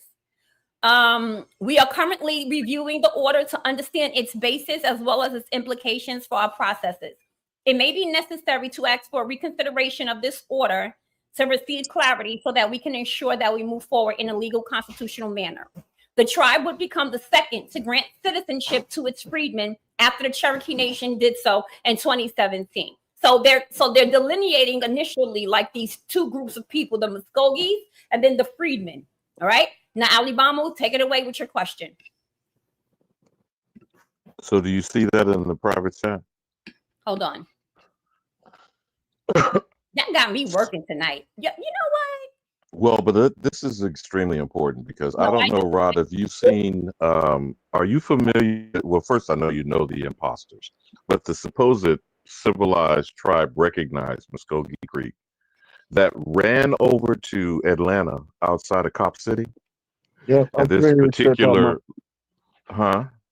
I'm familiar exactly what you're talking about. That's a Did you see ceremonial. about them so-called claiming putting an eviction notice to the brother that was The, the mayor the of Atlanta and claiming top they're gonna two. work their way back over the Trail of Tears? Do you remember Yeah, that yeah. controversy? I did several lives based on what they was talking about. You got to But the remember. 3 million, she's gonna pull the article up there about the 3 million acres that was supposedly granted to the Muskogee Creek Nation. But y'all chop that up, brother. Is this the one here on the screen? Yeah, well, there's two different ones. That one there is referring from Arizona, but the other one was supposed to have been the Supreme Court ruling in behalf of the quote unquote Hold on. civilized, recognized Muskogee Okay, Creek. 1 second. 1 second. Let me pull it up. And I hope y'all hitting the like button as I'm pulling up this article. Can you guys please hit the like button for sure? And also bless our brother Rod. His Cash App is posted. I would appreciate Rod, I might be stacking a lot here on there because Viola Ford Fletcher and the way that they dismissed her as basically, I think she's maybe the lone survivor left from Greenwood, Archer, and Pine and the Tulsa massacre. While they give this 3 million acres to the, you see what it says with the headline there, Docs? The U.S. Supreme Court holds that 3 million acres of land in Oklahoma are indigenous lands. They ain't telling me nothing I didn't already know. Look, okay, so let me give you No, a the only little point I'm idea. making, Rod, is they're putting in the hands of the quote unquote civilized, federally recognized. But go ahead, cook, brother. Okay, so you got to realize a couple of things. They got tribes that they had treaties with. The treaties were the written agreements between the tribes and the colonizers on what part of the land they were supposed to settle, but then they violated all of the treaties. Now, what we're seeing is everything you see coming in, you got to see going out. All of the You know we can probably hear you. let me go out and come back in. No, we can hear you now. Okay, And so Dots, if you bring that other one back up from Arizona, where they also explain or examine, I want you to walk through that, Rod, how they claim whatever they claim was the basis of them bestowing this land back to the imposters on the reservation. But go ahead, brother Cook. yeah, what you got to remember, when they was doing the Trail of Tears, and they was creating the Dawes Road, right? All these things are contemporary. They switching us out. The elders used to tell the story when they came to get people to go on the reservation, and they used to say the Indian train is coming. Are you getting on? And when they say no, we're not getting on, we wasn't no longer Indians. We was Negroes now. This was the paper genocide that they was telling in the oral tradition. And the Indian schools was being populated with Mongolians, where they taught them how to be us. As they became graduates, that means they adults now, marching on the Trail of Tears. Some of the people went with them, and this is how they got their native blood from the tribes that did go on the Trail of Tears and marched to Oklahoma with them. All this land right here that you seen was already set aside as the conclusion of the Trail of Tears. Excuse me.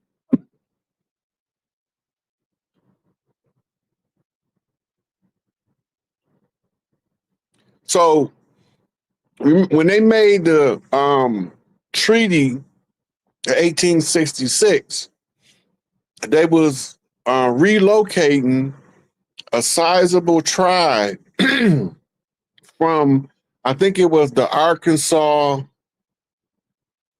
Georgia border. And they were the ones who was told that they had everything because they found oil. So they wanted to farm the oil. So they gave them they freedom as citizens, as freedmen, if they went along and moved to the Oklahoma Territory. Right? All of the Supreme Court doing is saying they already had this allotted for the freedmen.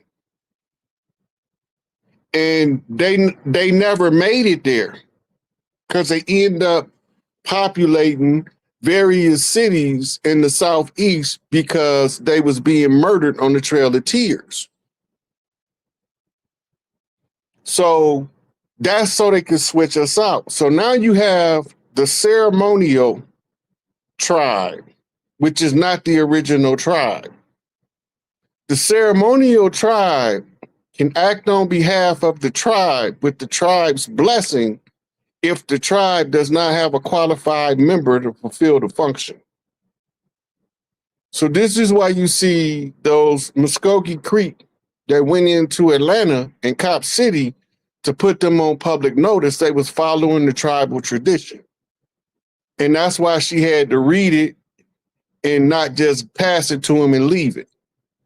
She had this mention in there, in the document she's reading, it say both the Muskogee Creek and ceremonial Muskogee Creek. So she identifying both tribes, which is actually tribe and adopted tribe, to do the work on behalf of the tribe because most of us were scared to do it.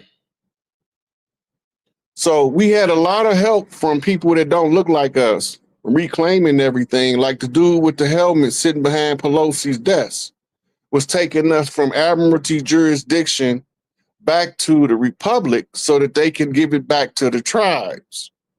As long as we was under Admiralty jurisdiction, we was at the mercy of the Vatican and Buckingham Palace. So But could you clarify how citizenship has turned into a process of enslavement? Because in order to be a citizen, you have to be registered piece of property to a nation. Every citizen's registration number is called your social security number. In Auschwitz, they called it your tattoo. It's the same thing. One was tattooed in their skin, the other one was given to you on a piece of paper. So the citizen is actually the property of the nation state. In this case, the nation state is Washington, D.C., who's a certain occupation rights in the interim capacity of government until such time as the rightful tribes remember that they had a tribal right to reclaim the land, at which time they would have to systematically close. But you had to get us back from Admiralty to Republic, and then you will see the courts start making the rulings synonymous with when the Republic made the treaty with the tribe. We just looking at them reverse engineering the whole screw job. They just reversing the screw out. Ain't none of it new. They already owed them people that stuff. They was already promised that earlier in the corporate history. They just doubling back, trying to make it look like they was really working for us when all the time we know they've been faking the funk the whole time. Because we're dealing with outlaws. Could you do me a favor, Dots, and go back to that Arizona article and scroll down to the Q&A portion? Because I want you to chop that up, Rod. The Q&A portion of the article. What did you say, Alabama? Sorry. The other article that was from Arizona, because that was referring to a book that was analyzing the Supreme Court ruling, which is McGirt versus Oklahoma. Are you hip to that case, Rod? I'm not. When you scroll down in the article, it's a part of the article that's Q&A with the authors. You see, keep scrolling down, and when you'll see the first question. Okay. And if you could maybe zoom in so Rod can see it, I'd like at least a couple of questions, Rod, if you could walk through them and respond to that Q&A. You see that back and forth going on there? Take a couple of those questions, brother. Chop that up. Okay. You want me to ask the question? It says your book is titled A Promise Kept. What was the original promise made to the Creeks by the Supreme Court? Then he gave the answer.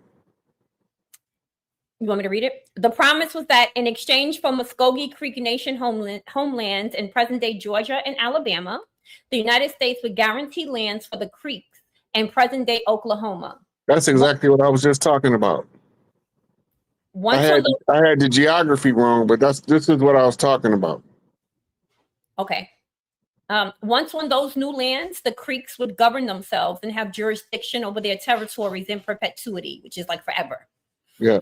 Miller says this promise to the Creeks and other removed groups was made in the 1830 Indian Removal Act, reiterated in the 1832 treaty with the Creeks, which was the Treaty for Creek Removal, and in the 1866 United States Treaty with the Creek Nation, the treaty forged after the Civil War. That's interesting. That's interesting. Okay. Why weren't those promises kept? Etheridge says they never had any intention on keeping them. Before the ink even dried on these treaties, the federal government began interfering with Native American sovereignty and jurisdictions, right? So this thing is problematic for me already because of that Native Americans, right? Because that's always I feel like, all right, let me keep my comment to myself. All right, and once Oklahoma gained statehood, it began to encroach on Native American rights. The federal government for decades turned a blind eye to Oklahoma and other state encroachments. So why were federal and state governments interfering and trying to usurp the promise? It's fairly simple. They wanted the land. Miller says the land and all of its assets, including oil, timber, and minerals. Now I want you to go maybe one more Q&A exchange there, and remember Tulsa, Viola Ford Fletcher, and I'll even throw in the Osage Nation. Remember the bullshit killers of the Flower Moon, Rod? But cook, Dots, cook. Okay, next question. Explain the Trail of Tears and other atrocities Native Americans endured because of the defiance of the original Supreme Court decision. Miller says the Indian Removal Act of 1830 was a dark stain on American history. Today, we would call what the United States did ethnic cleansing. Other tribes were also removed to the Native American territory. My tribe was located in Ohio when we signed a treaty of removal in 1831, and then we were removed to where we are today, in the northeast corner of Oklahoma. Etheridge says, the Trail of Tears is the name of the deadly 1,000-mile route that the Cherokee Nation was forced to follow when they were moved from present-day North Carolina and Tennessee to present-day Oklahoma. It has also come to refer to the removal of any of the 5 civilized tribes, including Cherokee, Creek, Seminole, Choctaw, Chickasaw, from the southeast. The United States government, wanting to acquire all indigenous lands east of the Mississippi River, forcibly removed most of the Native Americans, nearly 100,000 people living there. Each nation signed a separate removal treaty, but almost always under threat and duress. These treaties forced them to relinquish their homelands for lands in Oklahoma, in Kansas, Nebraska, and parts of Iowa. Most resisted and were removed at gunpoint. Many of them lost their lives on the long march. Some perished once they arrived in Oklahoma because of the disease-infested and poorly supplied camps. And many simply died from broken hearts. Scholars estimate that about 33% of the Creek population was lost in the removal years. It was one of the darkest and dastardly episodes in American history. When you pause there, Dots, and again, this is just my perspective, it could be my opinion. The Negroes died, those that may have been relocated, okay? The imposters were set up when they got in Oklahoma. You feel me, Rod? You can correct me if I'm in error. Less than 10% moved, 90% stayed. You feel me, sis? But isn't that wording problematic for y'all, the Native Americans? It is. But let me leave you with this last point. Okay. The fact that Viola Ford Fletcher is still alive. The ongoing crime is the bodies are being dug up as we speak. The mass graves are being unearthed in the same land that's being handed to the imposters. You follow me now, sis? Yeah. But she's being referred to as Black or descendant of an African slave, and I yield. Right. That was part of the paper genocide to write us as African slaves, but we was here the whole time. Yeah. The whole thing, that's the same story I was just telling, they just was telling in there. Yeah. Right. And the government Remember, they had waged war against us, and they made the original treaties is between them and them, not between us.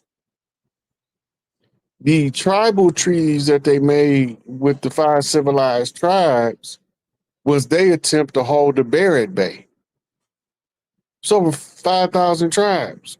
Yeah. We're not going to leave the fate of all of us to the hands of 5 tribes, right? We had tribal networks and confederations that were set up to protect parts of the land. Yep. This is why in the South, the Confederates was the Iroquois Confederacy. And they got us believing that there was some pale-skinned hillbillies riding around on white horses with white hoods on, and nothing could be further from the truth. The North was settled by the Cherokee Confederacy, which includes several tribes. But Cherokee is the catch term used to incorporate many tribes and non-tribal membership under a tribal control system that became your constitutional government. Yep. Right now, we have this interim George Washington established government hijacking the Continental Congress that was supposed to have been us, asserting our jurisdiction. They replaced us with the George Washington Masonic government that was under the control of Albert Pike's morals and dogma concepts. And that was a conjure, a sorcery, witchcraft, whatever you want to call it, to keep us from ever remembering who we were by changing the narrative. This was the purpose of the paper genocide, to confuse who we are when we look in the history books and to teach us to disregard what our elders told us and believe what the historians wrote. We don't always believe them because some of the stuff don't match up with what my grandma told me, what Papa told me. It ain't matching, but it's their history, and history is written by the victors. So then you ask yourself, if the victors wrote the history, how will they tell the story to keep the conquered from rising up from under the conquest? Always confuse their identity of self. It's the George Washington challenge. 200 years later, will they know who they are? Will they know what side of the ocean they originate from? Tell them they from Africa. Tell them they ain't from here. But all of the mounds say different. All of the artwork say different. The pottery and the crafts say different. Our understanding of how we move on the land say we've been here. So now you see them scurrying in their system to make arrangements to fit their narrative into the reversal of what they did in the first place as the dirt. You can't fix it now. It's too far gone. But the appearance of fixing it is actually backstepping you out of the process. The same thing they should have did in 1866, they want to do in 2025. That don't make sense unless it's an agenda attached. And that's most likely the case. And the case is they have to take the republic from the admiralty in order to give the law of the land back to the tribes. You know, silence that.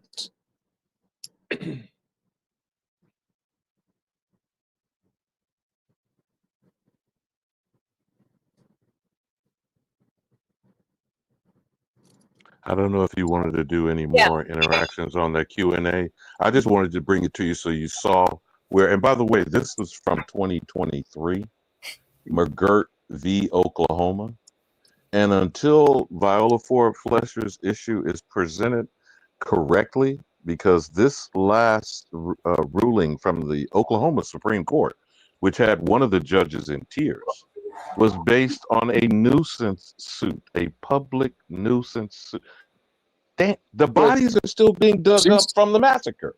They still and that's have an ongoing crime. There's no statute of limitations on murder. Yeah, but look, they still haven't overturned the Dred Scott case. That means that it's still active in law. Whether we think it's active or not in our day-to-day life, in the system of law and jurisprudence, the Dred Scott case, where we have no rights that they bound to respect, still applies in their system until they overturn the ruling. So anytime that we make a complaint, it's irrelevant to us because we outlaw tribes. We didn't have anything to do with their system. So when we get caught in their system, they have no regard for us. We don't have no party we ain't got no dog in that fight. We just there at their dog fight. So they don't have they feed us to the dogs. It don't matter to them because it's a military conquest in the first place. The conqueror makes the rules and the conquered follow suit until he realizes that he's been conquered and he rallied the troops in order to reclaim what's rightfully his. Right? She gonna get what she got coming to her. But the problem is until we realize who we are in enough quantity to reach critical mass, we're going to still be seeing it. They following their rules. They wrote them rules. I didn't write them. I read them because whenever the cheater is playing the game, you got to go in his rule book in order to enforce the rules. Now, Rob, what you just said was the pushing the black narrative. And I'm not disagreeing with none of what you just said. But pushing the black narrative shows and proves you're being made a black condition. Black is not a people. Yep. It is a treatment. It is a culture. It is oppression. It is condition. And when they put that woman up there and hoping she dies, and she says she will stay as long as she needs to stay. I'm talking about Viola Ford Fletcher, 111. Black, that black don't crack. Okay? But the other black, which is supposed to be in the black, that's the only good thing, Rod. We need to get broke off, bro. And I yield. Y'all have a good evening. I concur with exactly what you just said. Some people see black as being a culture. I'm one of them. Be honest. So when they started calling us black, it was in relation to the caste system and the chess game. Right, but you know us as a people, we could take one thing and turn it into something completely different. That we turned it into art. We turned it into art. That's what I'm saying. Black is, to me, like it's a culture. It's something stronger than it became. I would say that. So Alabama won't think I'm being disrespectful. It became something stronger than just as strong as what they try to put on it for us. Everything they did to hold us down, we found a way to either make it look good or feel good. Thank you, Rod. You said, yes, and that is us. That is something that only culturally we do. That's what we do. Okay, so is there anything else you wanted to say about that, Dots? Because that was your No, I think that's a great closing. Because we're having a part 2 that we've already talked about because I tried to squeeze him out for tomorrow or Sunday. He said we gotta do it Monday, but we must and we have to because it is very vital and important that we speak on this. Not that we care, but yet we care about this all white community that is being. And look, you got your face all smiled up. I don't know if Ali Bambu heard about it yet, but this all-white community that is being made in Missouri. I think it's Arkansas, Missouri. You know what I mean? Mm-hmm. Am I right? Right, it's in Arkansas. And what they're saying is no blacks, actually no other race. And no homosexuals, LBG, all the the alphabets, all of that are not allowed in this community. I guess they're gonna have their own banks, their own supermarkets, their own jobs. I mean, Well, we all know that they're going to be using everything that everybody that is not white invented in a land that they stole, and starting this whole thing on a land that they stole. But it is a subject that I think that we need to talk about. More than a comment, I got a serious question. Please don't. Okay, if you say, why do we care? Okay, go ahead. Who paying for this? Oh, okay. Okay. I think that they've tried to do this many times when they tried to move out of the city, and the city was actually, I think, supposed to be for them at first, but they moved out of the city when in suburban areas. I think because where I live at right now, there was a time that Black people were not allowed in this area that I live in right now. Listen, in order for them to organize banks, stores, costs requires capital. Mm-hmm. Who's ever behind it is intent, is inflammatory. It's an antagonistic response to losing control. Somebody with some money had to bankroll that project. And I'm not talking about no $2-3 million. I'm talking about some billionaires that $2-3 million is pocket change to. Well, remember, the Second Amendment allows, right, the formation of militias now. So this is going to be a good conversation. Militia Montana is one of the most well-formed and organized militias in the country. Right to bear arms, right to, that's right. And you shall not infringe. That's right. A well-regulated militia be necessary to secure. Constitutionally, we was all supposed to defend our own community. That's right. The police is a foreign occupying force. That's right. They don't got nothing to do with the people on the land. They got everything to do with some people that's on the other side of the ocean. They chartered out of London, England. And they fraternal order of police and all that is tied right back to the Masonic lodges of London, England. It's a military occupying force. They used to have checkpoints when they first started setting the police up. They did. But before they called them police, the checkpoints was called slave checkpoints. Where they checked your papers, your free papers, your driver's license, your social security card, your passport. Let's talk about to it. make sure that you are authorized by the colonizer, captor, conqueror to move about freely on the land with freedom of locomotion because you have your papers. Before they came, we didn't need no papers to go nowhere on the land. All we needed was our decency and common sense and good morals, and everybody accepted us like we was family. Now you need papers. That's a police state. America is a police state under admiralty jurisdiction being overthrown by a tribal jurisdiction being restored. Somebody got to pay for that stuff. And if they paying for it, they also paying for the news coverage. And news is strictly propaganda, so why is they telling us? They could have did it in silence and secrecy and nobody would have never knew. That's true. Why are they telling you? It's a cattle prod to keep you moving in the direction they want you to go. They want to push their agenda.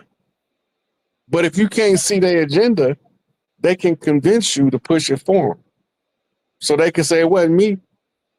It was them. Everybody came over here was supposed to isolate into their own community like the Amish, like the Quakers, like the Mormons, like the Jehovah's Witness. They was all supposed to form their own community under the rules of the tribes. But the government stepped in and turned them into 501c3s and made them all slaves right along with us. And gave them an agenda that if you want to keep existing, you have to follow. That is true. It makes a lot of sense too. That's a place to end on. We have 450 people in the building, y'all. On our show back. We love y'all. Shout out to Copper Goddess. Shout out to CJ, Cherise, Lindsay Hawk, Indigenous Black Man. Who's been Tavina? Who else, y'all? Who else? Don't come at King Tay, the Treasury. We see y'all. The Lord's House. George, he always shouting out Alabama. What's up? I have people. My Camp Focus from Alabama on my dad's side. Yeah. DMQ Unlimited. Okay, I ain't reading all y'all names. Y'all, listen, we love y'all, okay? And we appreciate y'all. And we'll see y'all. I think we're coming back on Monday, right? Monday. We're going to do, because we got to discuss this all-white community and how it could be dangerous still, right? Because they're trying to do this all over America. They're already putting signs out. Already stop allowing people of color, and if they can tell that you're homosexual, coming into different restaurants and stores. Look, remember the first thing you got to ask yourself is who's paying for all this shit. Right. The police is the first ones to tell you, if you want to know the root to the problem, follow the money. You want to know who's responsible, follow the money. You should see how they trying to make their follow the money. Little stuff. If you don't understand propaganda warfare, then you won't never look to follow the money. That's how Antifa got busted and Black Lives Matter got busted, because they followed the money. Yeah, for sure. Right? For sure. They find out George Soros was funding them. Sure. Right? For counter insurgency measures in order to influence the elections of the government. Yeah. Right? Yeah. And they uncovered it all by following the money. Yeah. It's a book called Black Autonomy and Self-Determination I read years ago. And the book was about us going places on the land, setting up our own communities. We've been doing it. That's how the tribes got to populate the land, by settling tribal ideology in the geography. It was normally appointed by the big mamas. The big mamas say, you too big to live with Uncle Junebug. Y'all got to separate, because y'all gonna come to a killing scrape. So I'm gonna give you your own territory so you can be the chief of your own tribe. You can't outshine Uncle Junebug and Uncle Junebug house. Can't do it. You can't tell Uncle Junebug how to run his house. That means you need your own house now. You need to set up your own clan, set up your own family plot, and build your own family with your hardwired instincts into them. But you can bring the best out of them, like Uncle Junebug brought you into being who you want to be. Right? That's true. Tribal tradition. So if they just telling you about some pink people, most of these people passing. Most of these people y'all think is Caucasians, pale faces, is niggas passing. They still doing that? Copper gotta say, not Uncle Junebug. Yeah, y'all know we all had an Uncle Junebug. They know what I'm talking about. Yeah, they said it too. Uncle Junebug. And he was an alcoholic. I'm just gonna be honest. Uncle Junebug was a hot mess. Oh, a hot mess. A hot mess. But he knew how to take care of his family, and he knew how to run that barbecue pit. Right. We just thought that he was so drunk he gonna fall any one day. That's right. But he ain't never fall. That's right. Say that no, we aren't scared, but to be aware of the danger that could come from. They the same amount of dangerous to us as we is to them if we form our own community. I agree, but it's better to be aware of the mayonnaise. I mean, it's better to be aware of what you're facing. I just think it's better to be aware. Ain't nothing wrong. Awareness is critical. They letting us Awareness is critical, but you gotta remember, if you take the right away from them, you take the right away from you. Now, that's true too. I'm not trying to take the right way. I'm glad they letting us know who they are. Look, if they want to move away from me, get the hell out of my neighborhood. Mm-hmm. I don't care where they go when they leave my neighborhood. Just get the hell out of mine. I don't want you living by me if you don't want to live by me. Right, right. If you want to, you can go live with a pack of German Shepherds. I don't care. Right. It's the man that lived down the street from me. He got 9 dogs in there. Okay. Hey. Let's wrap this up. Because it's after 11, y'all. And I got to get up early in the morning. For sure. We'll see you Monday for part 2. Yeah. Okay. Monday for part 2. Thank y'all for hanging out with us on Friday. Y'all came through. Show love. We appreciate y'all. Show love to our big brother Rod. He always comes through, always bless us with good conversation. Like, you know, we just adore him. We adore him. We adore him. Yeah. All right, y'all. We'll see y'all Monday. Okay. They showed up tonight. They came through. They came in. They came through, and we love it. And we appreciate y'all. We really do. Very much so. All right. Peace, y'all.